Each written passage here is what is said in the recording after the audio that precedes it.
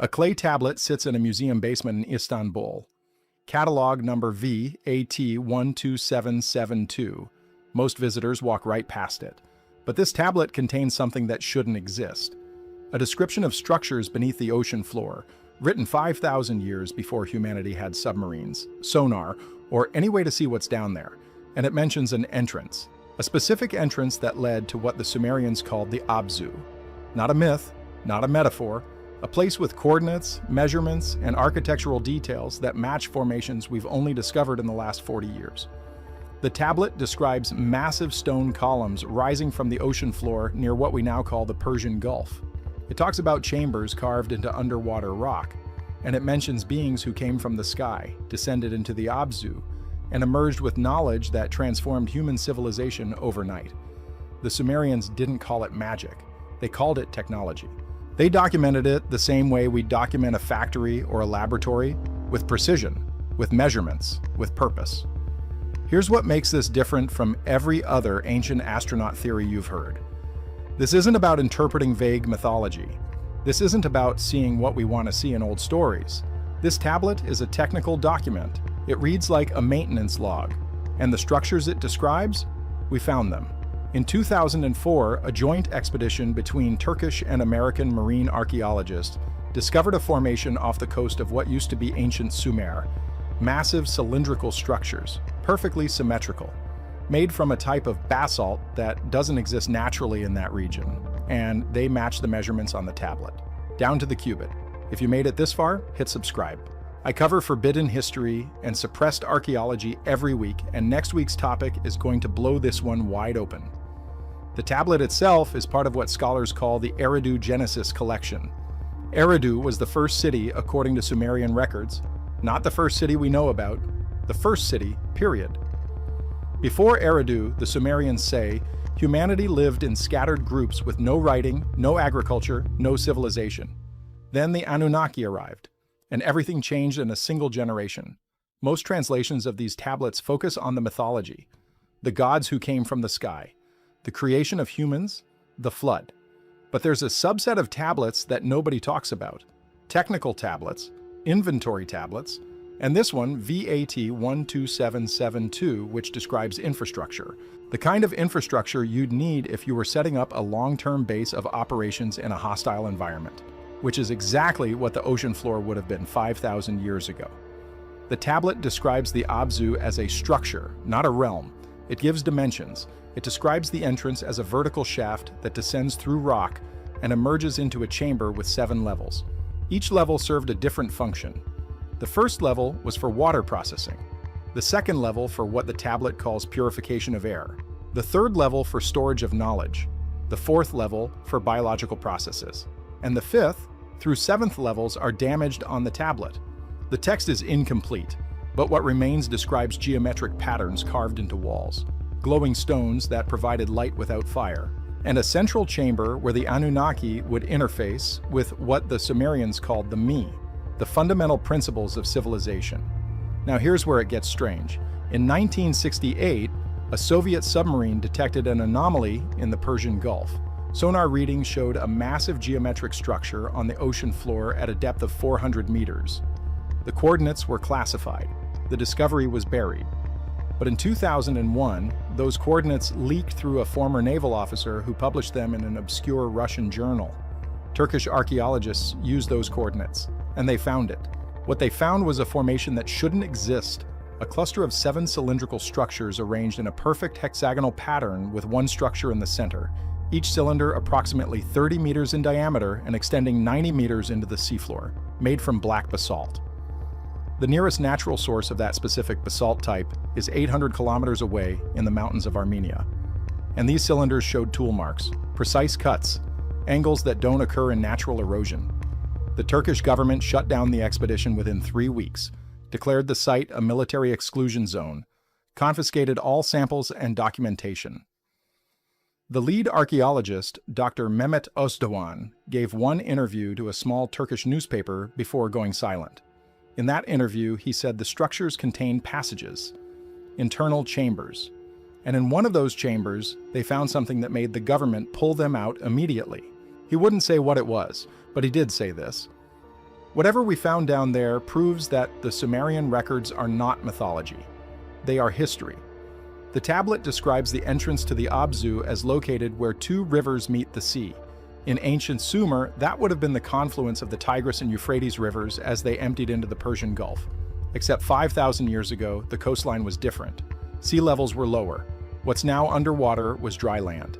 And if you overlay ancient coastline maps with the coordinates of the structures Dr. Özdoğan found, they line up perfectly with where those rivers would have met the ancient shoreline. The Sumerians said the Anunnaki built the Abzu as their first base on Earth, a place where they could live, work, and interact with the planet without being exposed to surface conditions they found difficult. The tablets describe the Anunnaki as beings who required different atmospheric pressure, different air composition, and protection from what they called the poison sky, which is exactly what you'd need if you were extraterrestrial beings trying to operate on a planet with an atmosphere you didn't evolve for. But here's the part that makes skeptics uncomfortable. The tablet describes technology. Specifically, it describes a device the Anunnaki used to descend into the Abzu. The tablet calls it a skyboat that could travel through air and water.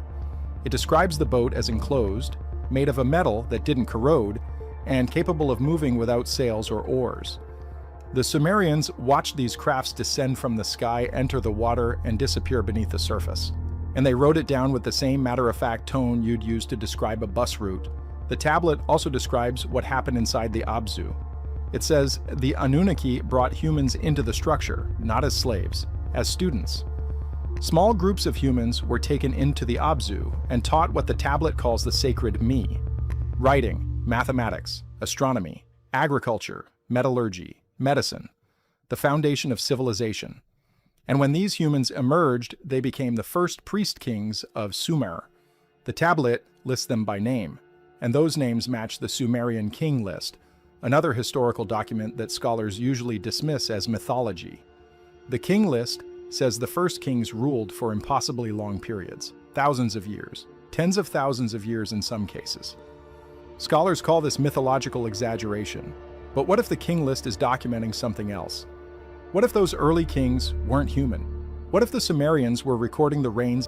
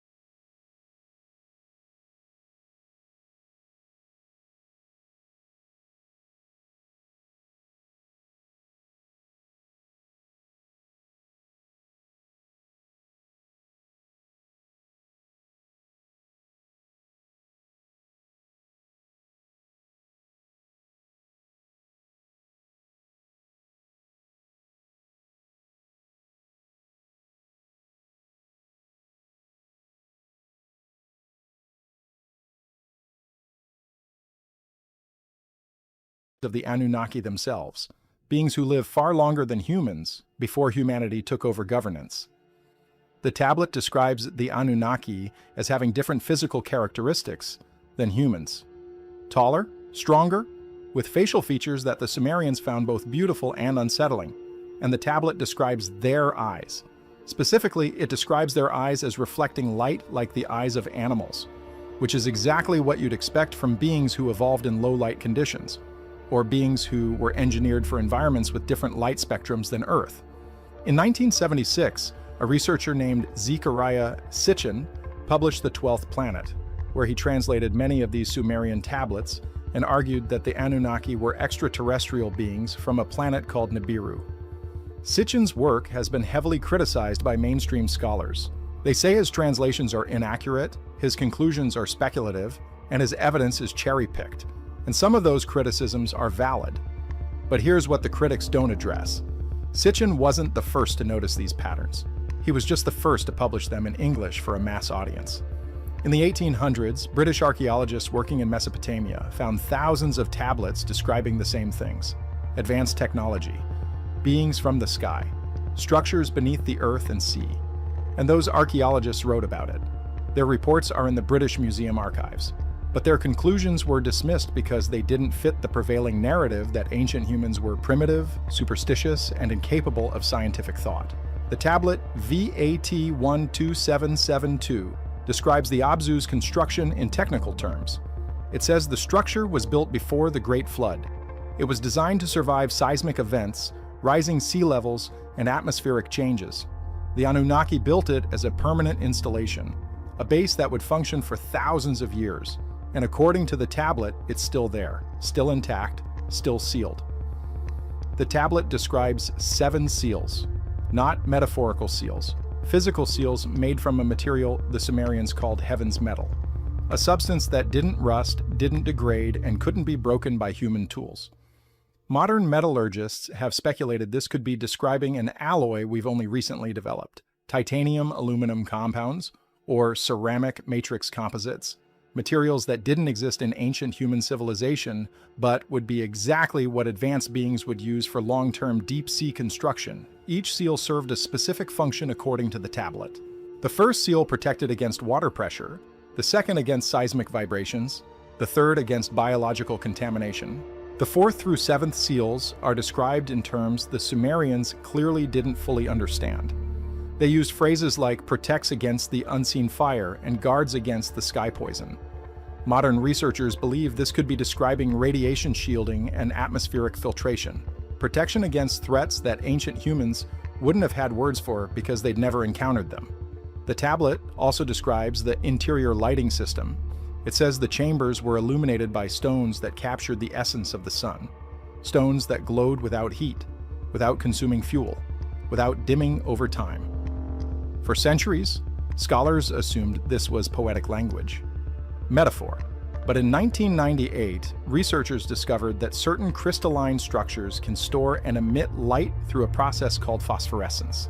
And in 2003, scientists developed materials that can generate light through piezoelectric effects, converting mechanical pressure into luminescence.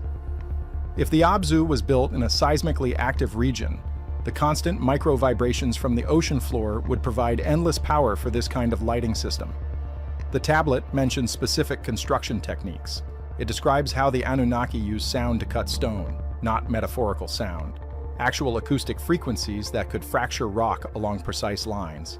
The Sumerians watched this process. They described it as singing to the stone until it split. In the 1960s, researchers discovered that certain ultrasonic frequencies can indeed fracture stone with surgical precision. We use this technology now in medical procedures and industrial cutting. The Sumerians saw it 5,000 years ago and documented it the only way they could, as gods singing to rocks. There's another detail on the tablet that nobody talks about. It describes the Obzu as having windows, not windows to the surface, windows to the deep. The tablet says the Anunnaki built transparent sections in the walls so they could observe the ocean. It describes these windows as made from crystallized water that never melted, ice that stayed frozen despite the pressure and darkness. Modern engineers didn't develop transparent aluminum until 2006, a ceramic material that's as clear as glass but stronger than steel. If the Anunnaki had this technology, or something like it, they could have built observation ports that would survive at depth for millennia. And here's where the timeline gets interesting. The tablet says the Obzu was sealed after the flood, the same flood described in the Epic of Gilgamesh, the same flood that appears in the Bible as Noah's flood, the same flood that geological evidence suggests actually happened around 10,000 BCE when the last ice age ended and sea levels rose dramatically. If the Obzu was sealed before that flood, it's been underwater and untouched for 12,000 years. Dr. Özdoğan's expedition in 2004 only explored the exterior of the structures. They never breached the interior, but their sonar scans showed that the cylinders are hollow. They contain chambers, and those chambers show no signs of water intrusion. Which means whatever sealing technology the builders used, it's still working after 12 millennia. In 2012, a Turkish engineer named Gökhan Serdar used the measurements from V A A12772 to create a three-dimensional model of what the Abzu might look like. He published it in an engineering journal. The model showed a structure that was more sophisticated than anything humans built until the 20th century. Multiple pressure locks, redundant air filtration systems, modular chambers that could be sealed independently, a central shaft with spiral access, and a power system that the tablet describes as drawing energy from the Earth itself. Mainstream archaeologists dismiss Serdar's work as speculation. But 3 years later, a team of marine geologists from MIT conducted a survey of undersea volcanic vents in the Persian Gulf. They were looking for chemosynthetic ecosystems. What they found instead was an energy signature, a low-frequency electromagnetic field emanating from the same coordinates where the structures were discovered. The kind of field you'd expect from an active power system. Not natural, not random. A patterned signal that repeated every 18.7 seconds. MIT published the energy readings but didn't connect them to the structures. Officially, they attributed the signal to unknown geological processes. Unofficially, 2 members of that research team quit their positions and started working for private marine archaeology firms. They won't talk on record. But one of them told a journalist off the record that what they found wasn't natural, and it scared them. The tablet describes the Anunnaki leaving Earth. Not dying, leaving. It says they sealed the Obzu, took their skyboats, and returned to the place they came from. But it also says they left something behind. The tablet calls it the seed of return, a mechanism that would allow them to come back if conditions changed. If humanity evolved enough, if the time was right. The departure itself is described with unusual specificity. The tablet says the Anunnaki gathered at the Abzu entrance during what the Sumerians called the time of great darkness. Scholars believe this refers to a solar eclipse. The tablet describes the skyboats rising from the water in a formation, 7 craft ascending together, while the remaining Anunnaki watched from the shore. Human witnesses were present. The tablet names them, priests and scribes who recorded every detail of what they saw. The skyboats are described as cylindrical, made from the same heavens metal as the seals, with a surface that reflected light like polished silver. They made no sound except for a deep hum that the Sumerians felt in their chests rather than heard with their ears. The craft rose vertically, creating whirlpools in the water as they lifted, then hovered for a moment before shooting upward and disappearing into what the tablet calls the black ocean above. Space. They were describing vehicles ascending into space. What's remarkable is that this description matches reports from multiple ancient cultures. The Vedic texts of India describe Vimanas, flying craft, with similar characteristics. The Egyptian Book of the Dead describes the gods departing in boats that travel through both water and sky. The Mayan Popol Vuh describes sky serpents that carried the creators back to the place of origin. These cultures had no contact with each other during the time these texts were written, yet they described the same event using eerily similar language. The tablet says the Anunnaki left instructions. Specific protocols for how humanity should develop, how to organize cities, how to maintain the knowledge they'd been given, how to prepare for the eventual return. These instructions were given to the priest kings who became the guardians of the Me, and for centuries, Sumerian civilization followed those instructions precisely. They built ziggurats according to exact specifications. They organized their cities in geometric patterns. They maintained astronomical records with obsessive accuracy. Because they were following a plan that wasn't theirs. But the tablet also describes a split among the Anunnaki. Not all of them left. A faction chose to stay. The tablet calls them the Watchers, beings who remained on Earth to observe humanity's development and ensure the plan stayed on track. These Watchers didn't live in cities. They didn't interact openly with humans. They operated from hidden locations, underground facilities, mountain strongholds. And according to the tablet, one group of Watchers remained in the Abzu itself, sealed inside with instructions to maintain the facility until the return. This detail appears in other ancient texts as well. The Book of Enoch describes Watchers who came to Earth and taught humans forbidden knowledge. The Sumerian tablet doesn't use the word forbidden. It describes the knowledge as timed release. Information that humanity wasn't ready for yet, but would need later. The Watchers were supposed to guard this knowledge and release it only when humanity reached certain developmental milestones. But according to the Book of Enoch, some Watchers broke protocol. they gave humans knowledge too early. And that violation led to catastrophic consequences that the texts describe as the reason for the flood. The tablet describes the flood as deliberate, not divine punishment, environmental management. The Anunnaki who left determined that humanity had developed too rapidly in the wrong directions. War, violence, misuse of the knowledge they'd been given. So they triggered a reset. The tablet doesn't explain how they caused the flood. It just says the Anunnaki opened the fountains of the deep and broke the dams of heaven. Geological evidence shows massive glacial melt at the end of the last ice age. Sea levels rose over 100 meters. Coastal civilizations were wiped out. And when the waters receded, humanity had to start over. But the Abzu survived. The tablet makes this clear. The structure was designed to withstand exactly this kind of event. The seals held, the chambers remained intact, and the watchers inside continued their vigil. The tablet describes them as entering a state of suspended animation, not death, a deep sleep that could last thousands of years, a biological process that allowed them to survive with minimal resources until conditions were right to wake again. Some researchers believe the seed of return is genetic, that the Anunnaki altered human DNA and left markers that would activate under certain conditions. Others believe it's technological, that somewhere in the Obzu is a device waiting to be triggered. And a small group of researchers believe it's both, that the Anunnaki created a biological key and only humans who carry specific genetic traits can access what's sealed inside the Obzu. In 2018, a genetics company called 23andMe published a study on ancient human DNA. They found genetic markers in modern Middle Eastern populations that don't match any known human migration patterns. Markers that appear suddenly in the archaeological record around 5000 BCE, right when Sumerian civilization exploded into existence. The study didn't speculate on the origin of these markers, they just noted them as anomalous. But researchers in the ancient astronaut community immediately connected them to Sumerian descriptions of the Anunnaki, creating or modifying humans. The tablet says, the Anunnaki gave humans the me for a reason, not generosity, strategy. They needed humanity to develop, to build, to spread. Because Earth was a long-term project, and the Anunnaki knew they couldn't stay permanently. So they engineered humanity to maintain the planet, develop civilization, and prepare for their return. The tablet describes this as the Great Plan, and it says the plan is still unfolding. Now here's the question nobody wants to ask. What if they never left? What if the Obzu is still occupied?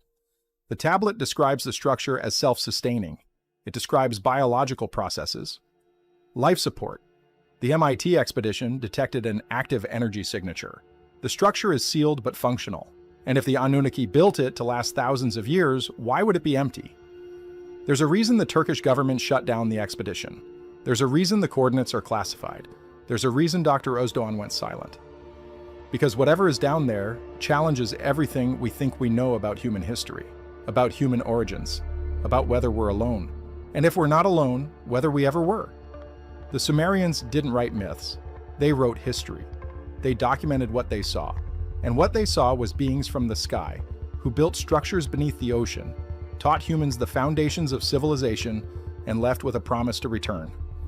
The tablet V A12772 isn't a religious text. It's a blueprint, a record, a message. And the structures are still there, 400 meters below the surface of the Persian Gulf, sealed, functional, waiting. The Sumerians called the Abzu the foundation of the world. They said everything humanity knows came from there. Writing, law, science, art, all of it originated in those chambers beneath the sea. And maybe they were right. Maybe human civilization didn't develop naturally over millennia. Maybe it was installed, taught, given to us by beings who had reasons we still don't fully understand. The tablet ends with a warning.